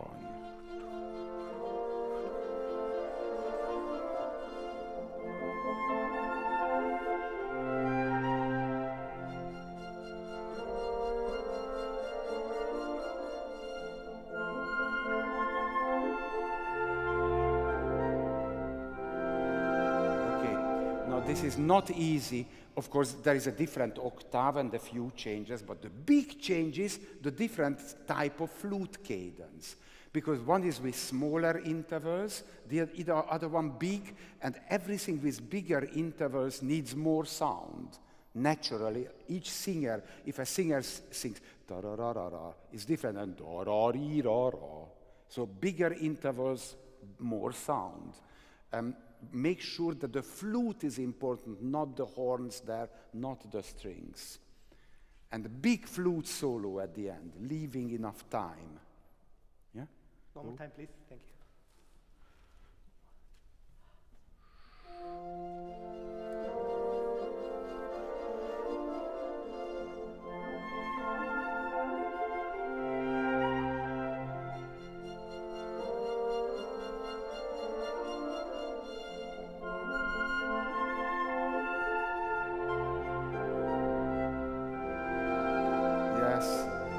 Okay, this was slightly overdone, but at least we experienced the flute. I mean, that was great. It's good. Now try to put in within the frame, which is still in a unity. Good? Last time, I promise. Yes. 87.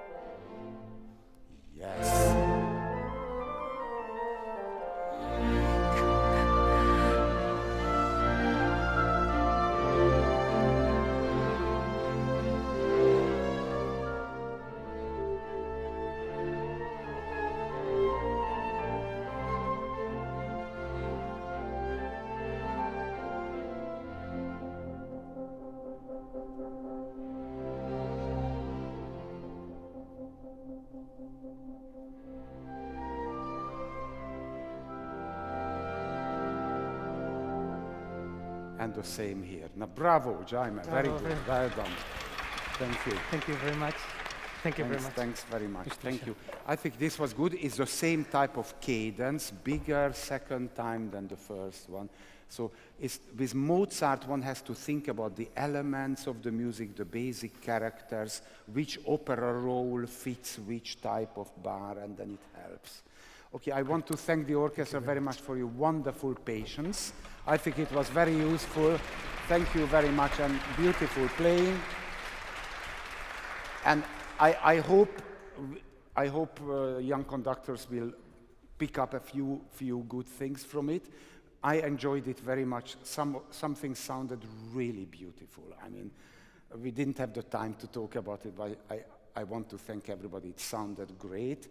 And I think it's an excellent thing to do, and I wish all our candidates a lot of success in the future. So thank you very much. Thank you. Good night. Okay, thanks.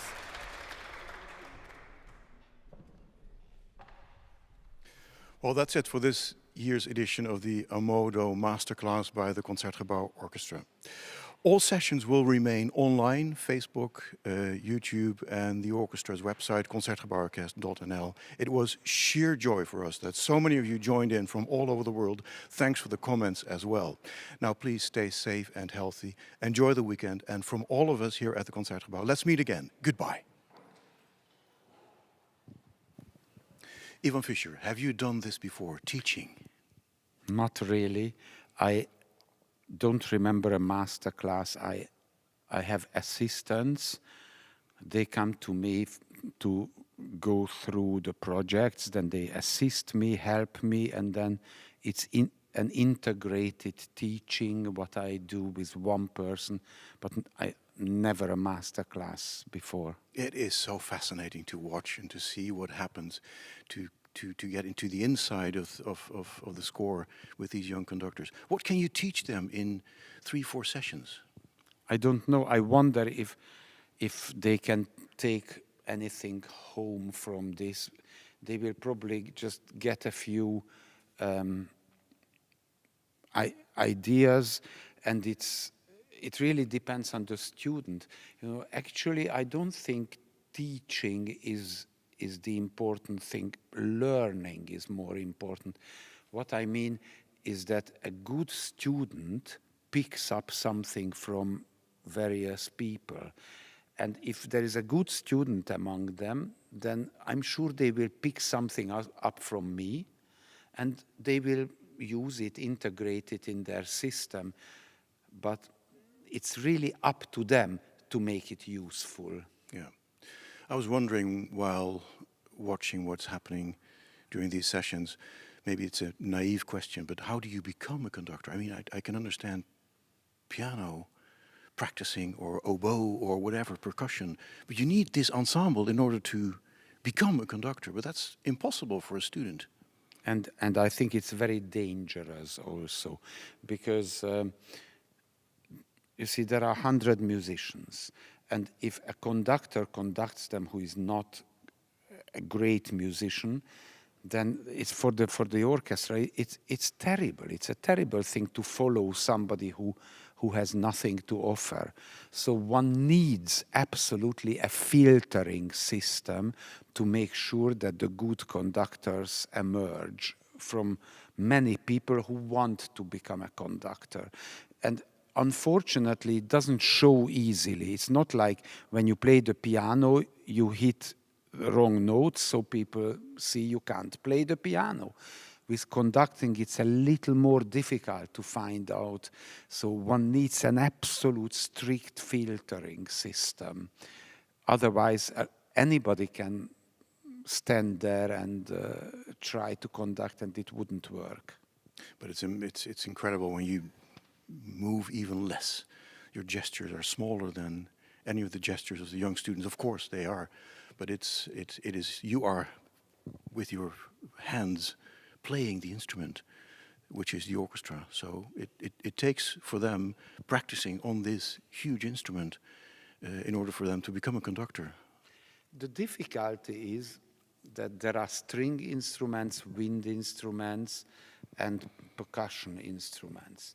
And the three have different type of sound production.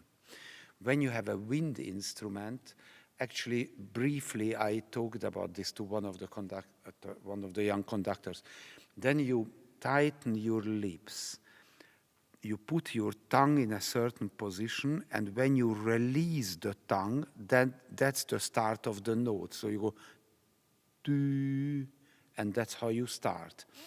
And this needs a different type of speed, anticipation than the string instrument who has a bow in the hand, and the bow goes now on the string with a round movement where the breathing is integrated with the start. It's a very different type of attack. Mm-hmm. And the third one is the percussion instrument, where you go now. When you touch the instrument, that's when it sounds. Now the conductor has to move in a way which helps these three different types of sound productions. And the best thing to do is to have a complete high-level empathy with the musicians and actually imagine how they produce the sound, and with the movement of the conductor help that sound production. And that is a very difficult thing which takes many, many years. It's not simply that you move your hand up or down. What were you as a student? A string player? I was basically a cellist. I graduated as a cellist, but I also learned piano. First I learned violin before the cello, and later I studied a little horn because I wanted to understand the nature of the horn playing, but not really seriously. I only wanted to know what these people are doing. Just for empathy's sake. And I also took singing lessons. Yeah. So I really wanted to, for me it was very important to find out what I conduct. I mean, what type of physical sound production. And it was extremely helpful to me. Who was your most important teacher? Hans Swarovski? Well, you know, officially I went to the school of Hans Swarovski, but his main focus was analyzing the scores, understanding the compositions. Then I went to study with Nicolas Harnoncourt, and for him the main important focus again was that he wanted to demonstrate that music is a communication tool, that composers have a message which we listeners should understand. So these people had two very strong ideas what they were concentrating on. And then I learned a lot from Leonard Bernstein, who was a genius, an unbelievable musical talent, and a very intuitive, natural, but highly intellectual person. I mean, he was an all-round genius. Absolutely, yeah. And composer as well. Yes. That's what you do as well. Yes, because it's somehow one thing. You know, I was actually thinking, it may sound very naive, but if you put a program together, you already compose, because you compose a program. If you write notes yourself, you think in a similar way, like this is now something on the paper, what should come next? And in a concert program, you think in a similar way. Yeah. But in a sense, being aware of the percussionists, the string players, the wind players, and being able to compose music, that helps as well. I think actually all conductors should do all these activities. Yeah. How do you view the future of the symphony orchestra? I mean, you are teaching a new generation. Where are they in 20, 30, 40 years? Is there a future for the symphony orchestra? I have a very radical idea about it, and probably it is different than most colleagues I have. I personally think that the symphony orchestras should reform themselves, that the structure of a symphony orchestra is beautiful, I love it, but it's a little rigid. And for example, the composure is very much the same as a score of Richard Strauss or Mahler. You have the number of wind players, the number of brass, the number of string groups. It's basically a score as people 100 years ago composed.